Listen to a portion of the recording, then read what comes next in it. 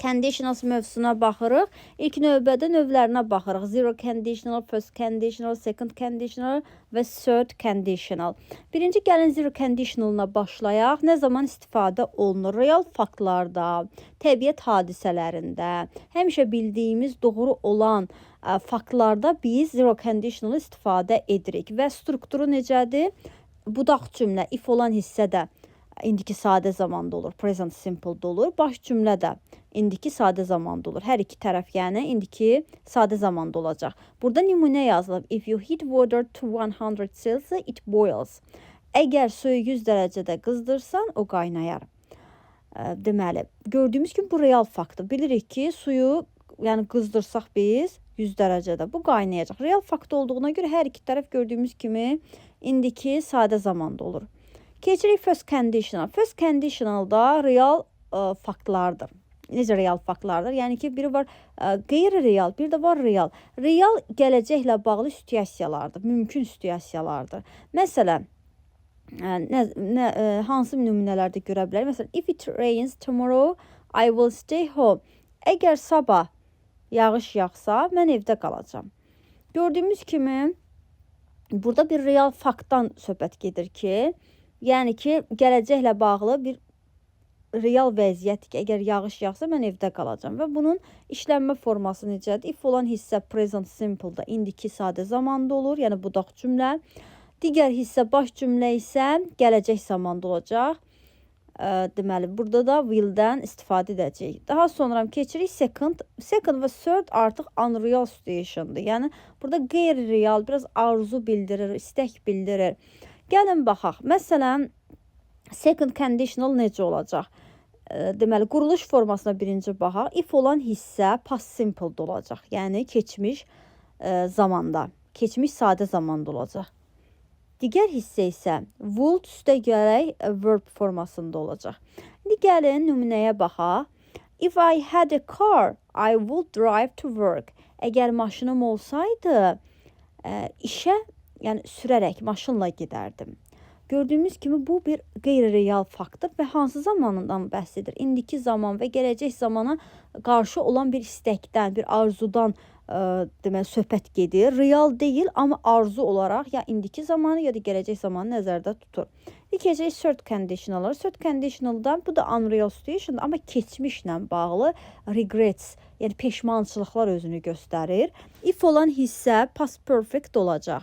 Yəni, keçmiş, bitmiş zamanda. Digər tərəf isə would have üstə gəl past participle formasında olacaq. İndi gəlin, baxaq nümunələrdən.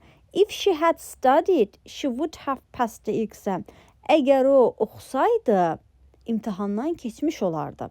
Gördüyümüz kimi keçmişə dair baş verən hərəkətdir ki, peşmançılıq bildirir ki, o oxusaydı, imtahandan keçmiş olardı. Biz əsas conditionalda nəyə diqqət edirik? If olan hissəyə. If olan hissə hansı zamanlarda ola bilər? Baxın, ümumiyyətlə bir qayda olaraq yadımızda saxlayaq ki, if olan hissə heç vaxt gələcək zamanda işlənə bilməz. Həmişə variantlardan onu çıxırıq. Digər tərəfdən də bu strukturları əzbərləməliyik ki, məsələn, if olan hissələr hansı zamanda olur? Present simple ola bilər. If olan hissə present simple baş cümlə gələcək zamanda ola bilər. If olan hissə past simple-da keçmiş sadə zamanda olursa, digər tərəf would olmalıdır. Daha would have ola bilməz. O zaman ola bilər, mixed conditional da ola bilər. Düşünmürəm ki, mixed conditional sizin imtahanınız səviyyəsində, yəni salsınlar, bu imtahana salsınlar. Çünki bu daha akademik səviyyəyə gedib çıxır. Sizə əsas lazım olan conditionallar bunlardır. Yəni, siz strukturu əzbərləyirsiniz, yaddaşınızı ötürürsünüz və testlərdə tapırıq. İndi gəlin testlərə də nəzər yetirək, daha da biliyimizi möhkəmləndirək. Test tapşırıqlarına baxırıq. Deməli, birinci sualda if you hit eyes, it, deməli, bu hissəni biz tamamlamalıyıq. Əgər buzu isitsən, suya çevrilir.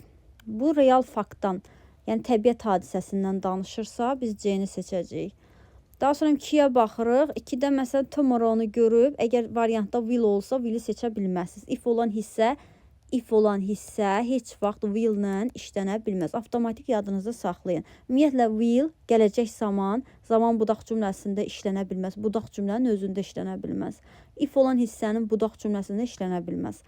İndi baxırıq ikinci hissə will stay var. Deməli gələcək zamandır. Bura gələcək zaman olursa, deməli budaq cümlədə indiki sadə zamanda olacaq. Siz strukturu əzbərləsəniz bunları daha asan yolla tapa biləcəksiniz.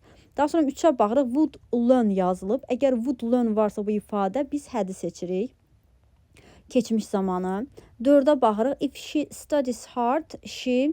Burada artıq təbiət hadisəsindən danışmır deyə biz gələcək zamanı seçirik. D variantı doğrudur.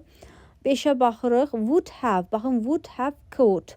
Əgər would-dan sonra have, sonra da digər feil gəlirsə, üçlü struktur varsa, biz artıq buranı, yəni budaq cümləni seçirik. Deməli, past perfect-də. Had lived doğrudur. If water 0 Celsius, əgər su 0 dərəcəyə çatsa, o donar.